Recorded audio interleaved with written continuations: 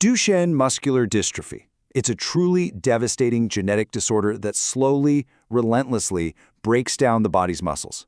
For years, the focus has really been on that primary genetic flaw. But what if a huge part of the problem isn't just about what's missing, but about all the junk that gets left behind? Today, we're diving into how fixing a cell's own internal cleanup crew could completely change the fight against this disease. And that brings us to the one question that really frames everything we're about to talk about. What if we've been looking at this slightly wrong? What if the real damage isn't just from the initial break, but from the cell's inability to take out its own trash? Imagine this toxic buildup, just accumulating and accelerating that decline. It's a real game changer of an idea. So, here's our roadmap. First, we'll get a handle on the challenge of DMD. Then, we're going to meet the cell's essential cleanup crew. After that, we'll see what happens when it just stops working. And then, the exciting part, we'll explore new strategies to get it back online. And finally, we'll look at the road ahead. All right, first up, let's get on the same page and really understand the fundamentals of this progressive muscle disease. The scale of Duchenne is, well, it's just staggering. We're talking about an X-linked recessive condition that hits about 1 in every 3,500 male births across the globe. It usually starts with kids having trouble with motor skills, and from there, it tragically leads to losing the ability to walk and eventually to respiratory and cardiac failure. And this is exactly why we desperately need new ideas. You see, the current treatments, yeah, they can slow things down a bit, but they come with some major baggage. We're talking serious side effects, treatments that only work for specific genetic mutations, and the massive challenge of actually getting drugs to all the different muscles. And the biggest issue? They don't actually stop the degeneration. They just slow it down. Which leads us perfectly into our second section, the cell's cleanup crew. We're about to get introduced to this incredible fundamental process called autophagy. So what is this cleanup crew? The scientific term, autophagy, literally means self-eating.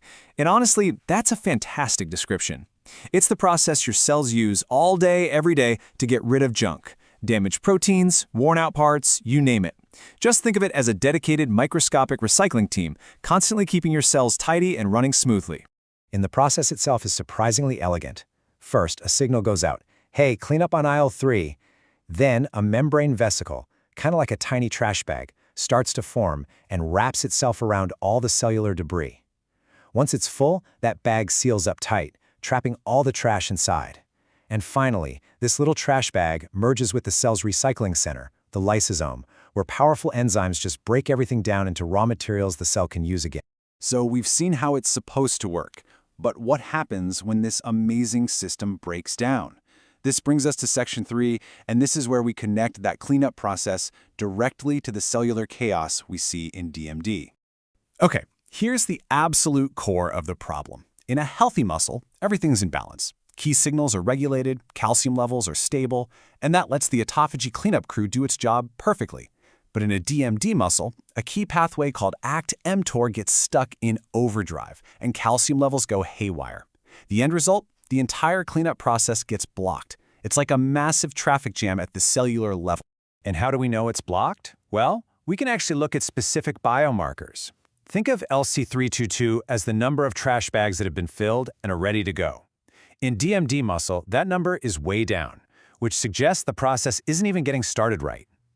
At the same time, another marker called P62, which is basically the trash piling up waiting for pickup, is way too high. Put those two clues together and it's clear. The whole system is jammed up. And the consequences of this failure are just catastrophic. It sets off a terrible domino effect. First, you get this toxic buildup of junk inside the cell. That causes the cell's powerhouses, the mitochondria, to start failing. This in turn triggers chronic inflammation and scarring, which makes the muscle hard and stiff. And finally, the muscle's own repair crew, its stem cells, just can't keep up with the damage anymore. Now, I know that all sounds incredibly bleak, but here's the twist. Understanding the problem so clearly actually presents a brand new opportunity. This brings us to section 4, targeting the system. Let's look at the new strategies researchers are cooking up to fix this. So the thinking is pretty straightforward, right? If a critical cellular process is broken, well, can we fix it with medicine? And that's exactly the idea here. Scientists are now testing a whole range of different drugs that are designed to do one thing: get that cellular cleanup crew back on the job.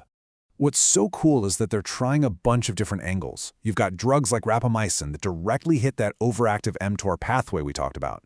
Then there are others like givenosetat that work to get the cleanup process flowing again and reduce scarring.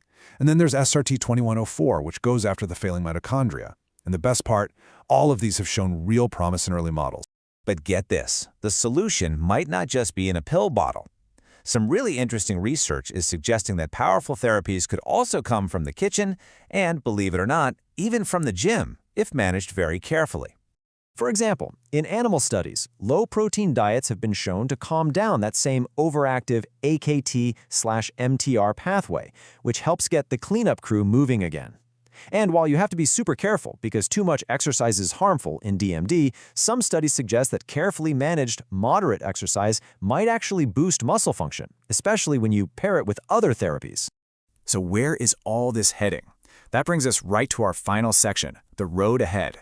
Let's take a realistic look at the challenges and the really exciting future of this research. Now look, turning this amazing research into a real-world therapy, that's not going to be a walk in the park. There are some major hurdles.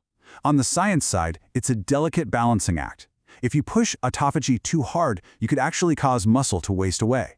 Plus, the whole process is incredibly complex. On the technical side, you've got the huge challenge of getting drugs to every single affected muscle, and then you need a reliable way to actually see if the treatment is working inside the body. But the future here is just packed with promise. Researchers are on the hunt for better, less invasive ways to track the disease. They're designing special strategies to specifically protect the heart, which is a huge concern in DMD. And maybe the most exciting thing of all is the move toward using artificial intelligence to analyze massive amounts of biological data, so we can one day create treatments that are truly personalized to each and every patient. And that really brings us to the biggest takeaway here. We started this whole conversation by focusing on one disease, but the implications are so much bigger. It leaves us with this incredible, powerful question to think about. Could mastering one of our cell's most ancient, fundamental programs, this internal recycling system, actually be the key to unlocking treatments for some of our most complex and devastating genetic diseases?